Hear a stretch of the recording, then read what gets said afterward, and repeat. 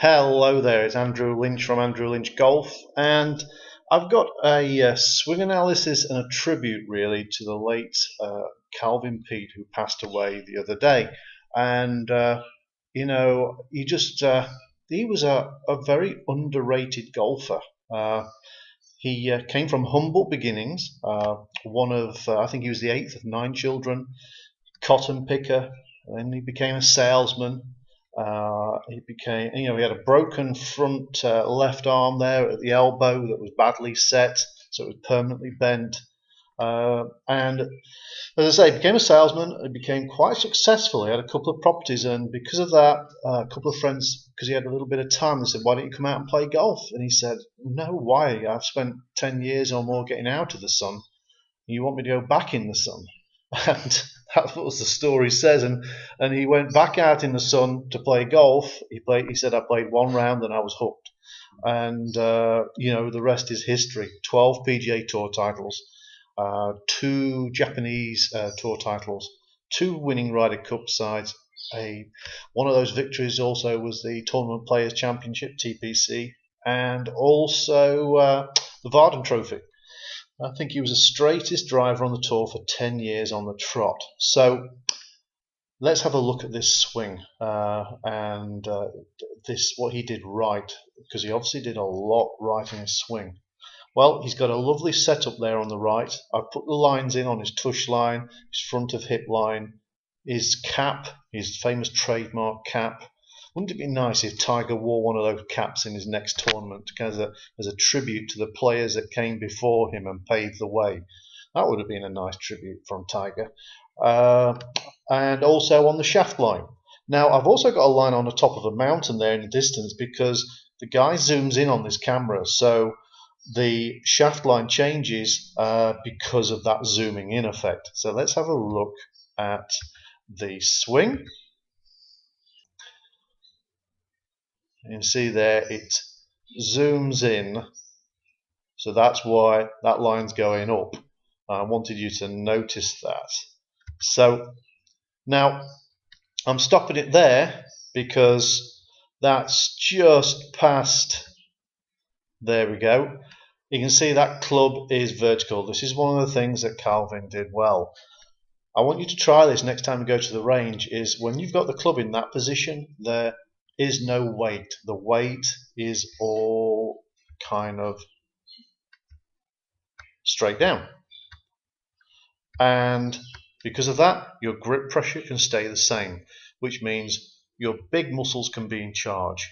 If you let's get rid of those lines. If you lay the club off too much, you'll notice that club gets heavy.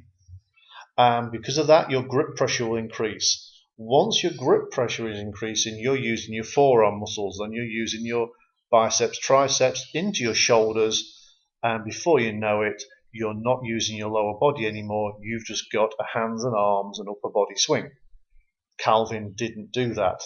Because of that position there, that club stayed light, and he could just basically take that up to the top here. See, lovely in balance. He kept his balance on his feet well as well. Again, great golfers do this. You can see there, virtually at the top, and he's still in those 2 lines with his hips and his tush line, his cap line, so he's not moved off. He's centered still. He's moved off the ball, as Ballard would say, but he's not kind of like, he's kept his balance, which is, again, trademark of a great swing. Brings that club down, drives there, he's using his lower body, which again, from the ground up. So all great golfers, Lee Trevino, Ben Hogan, name was just 2. There we go. And into impact. Now you can see there, even though the lines have moved a little bit because of this zooming in, really he's not come off that tush line. He's perfect position there. And if you notice, because the difference between the yellow line and the shaft, the actual shaft, is the same really. Because if you notice how much the yellow line has moved on the mountain, it's moved the same there on the shaft line. So he's brought that club in reality back to the shaft line and rotated using his big muscles, because you can see there, you can see all of this front leg, which is great body rotation. Again, quoting Mr. Ballard again, Jimmy Ballard, big muscles don't choke, small muscles do. And he's using his big muscles there to hit the ball, i.e. from the ground up, the whole body. The hands and arms are followers. I always say this to my pupils. The hands and arms are followers. The body is the dictator. It should dictate the swing. So that's a great impact position there. And just kind of go on now to the side-on swing. This is a long iron here. And let's just play that through to, you can see there, I've put a couple of lines there. You can see again there that he doesn't sway because he never comes over that back leg line. And one interesting thing I think that here is, you can see he moves off the ball, fantastic. And I like how this elbow just keeps pointing down. He doesn't roll the club over. It just keeps pointing down to the ground there, and that's a great move to have, and because it keeps the club in a consistent plane. And I'll show you this on the right hand side one again.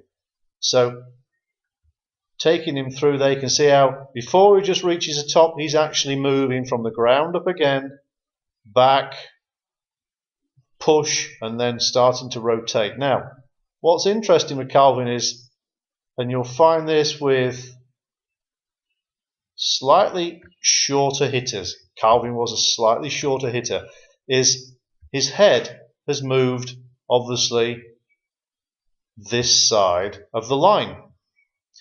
If you look at big hitters, their head tends to move back this side of the line. Just gives you more room to really accelerate through. And so if you look at Hogan, that's the difference there between Calvin and Hogan, is Hogan head moves back from that line, Calvin's moved forward. And that's why he looks a little bit bunched up there. I mean, again, I would sell a left arm to have the career that this guy had, so no knocking him at all. But that's why he looks a little bunched there, because he's almost moved. He's moved in front of that line instead of keeping back of that line. So let's just to show you as well, something that I found interesting on this swing is if we take him back there, I want to see that club.